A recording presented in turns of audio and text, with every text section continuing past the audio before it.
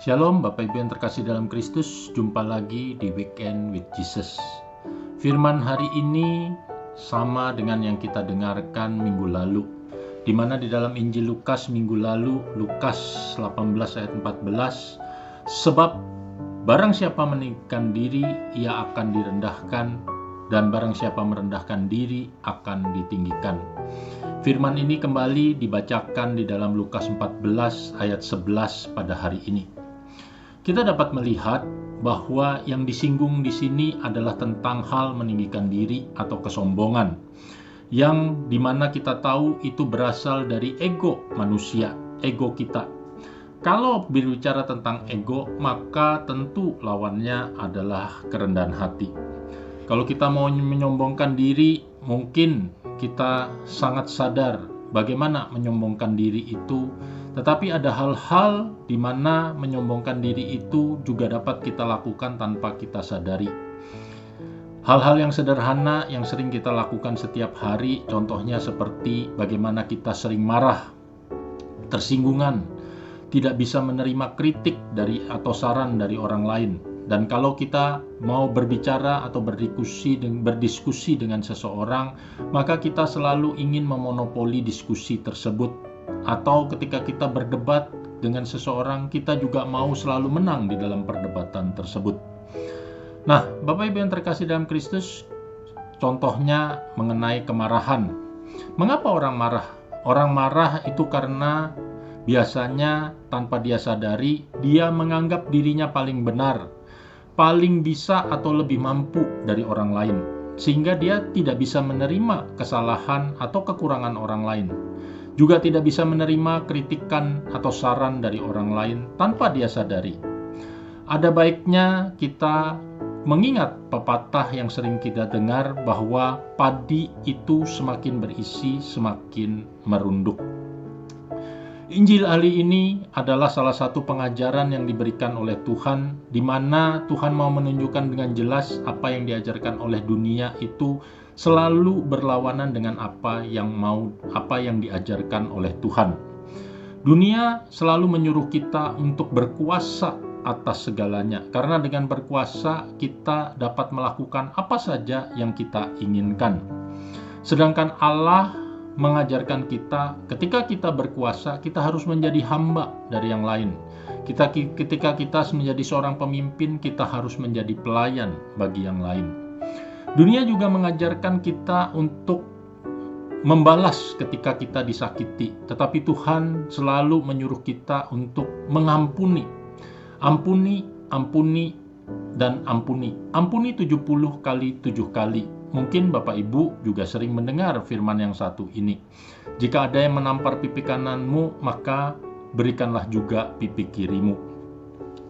Dunia selalu menyuruh kita untuk minta dan meminta. Tetapi Allah menyuruh kita untuk selalu memberi, beri, dan beri.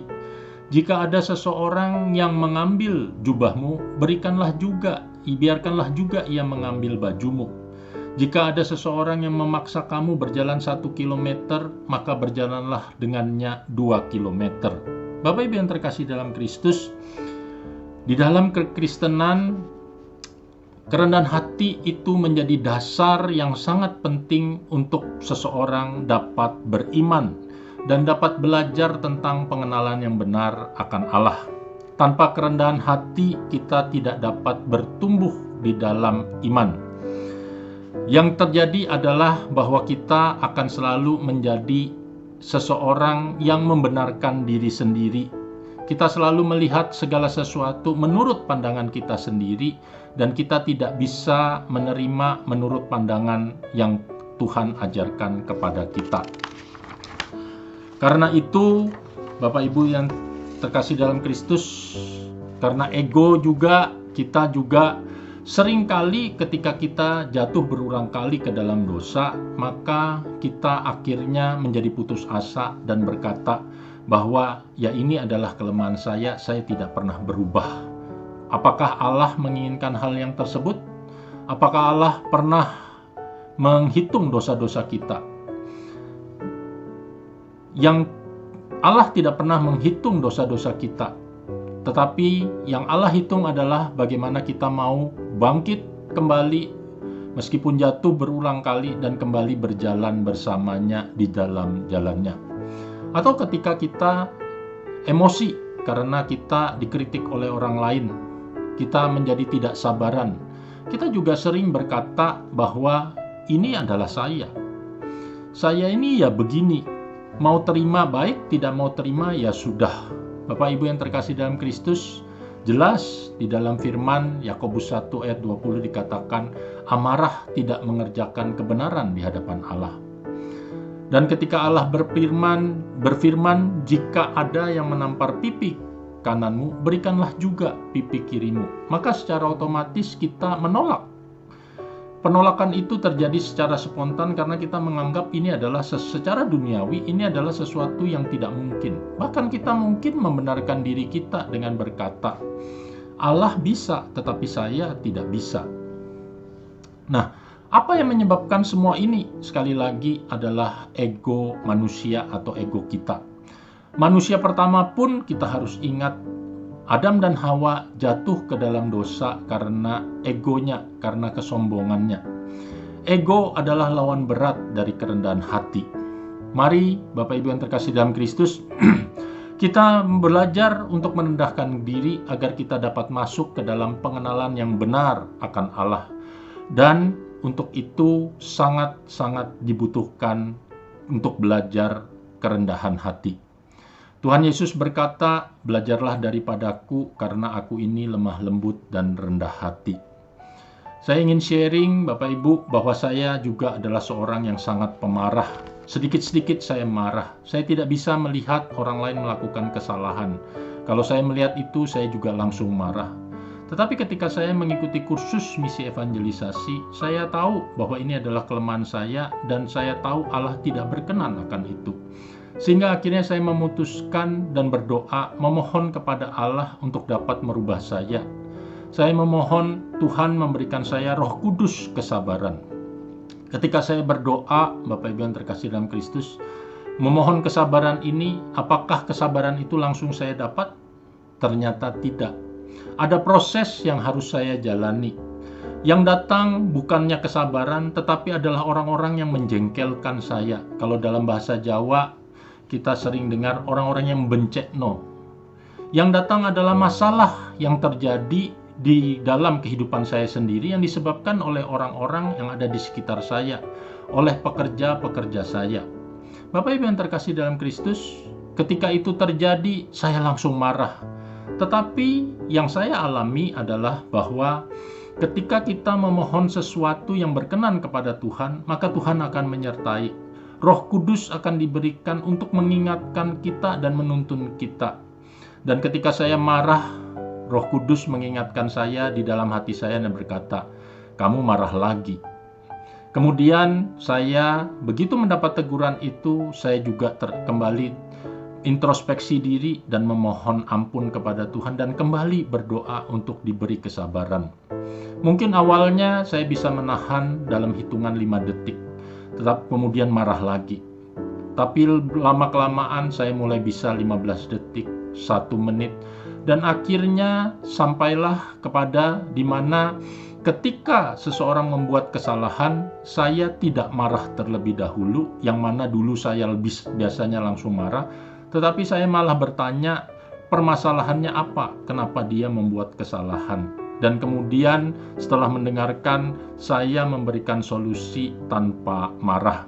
Dan sampai sekarang pun saya masih diproses karena kadang saya juga masih marah, Bapak Ibu yang terkasih dalam Kristus. Jadi Bapak Ibu yang terkasih dalam Kristus, yang ingin saya katakan di sini adalah bahwa kita harus memberikan waktu kepada diri kita juga untuk berproses. Sabarlah di dalam proses karena waktunya Tuhan itulah yang terbaik.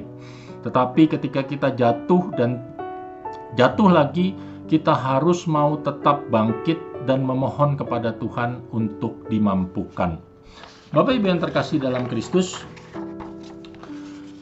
kerendahan hati adalah dasar supaya kita dapat berubah. Untuk apa? Untuk menjadi semakin serupa dengan Kristus. Tanpa kerendahan hati, kita tidak akan berubah dan tidak akan pernah masuk ke dalam pengenalan yang benar akan Allah. Mari saya ingin agar Bapak Ibu berusaha untuk mengalahkan ego dan belajar merendahkan diri di hadapan Tuhan. Belajar terbuka terhadap firman-Nya agar kita semua dapat semakin berkenan di hadapan Tuhan. Mulailah dengan cara-cara yang sederhana, Bapak Ibu.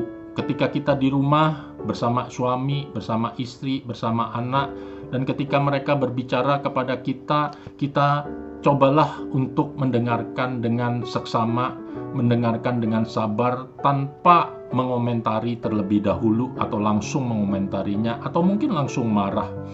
Ketika asisten rumah tangga kita melakukan kesalahan, janganlah kita langsung memarahinya, tetapi kita mau mengajarinya kembali dengan benar. Bapak Ibu yang terkasih dalam Kristus, demikian juga ketika kita mengalami kritik dari seseorang, janganlah kita membalas kritik itu dengan kritik yang lebih tajam.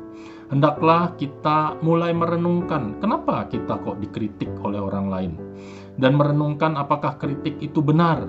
Dan kalau benar, kita mau introspeksi diri dan merubah diri kita.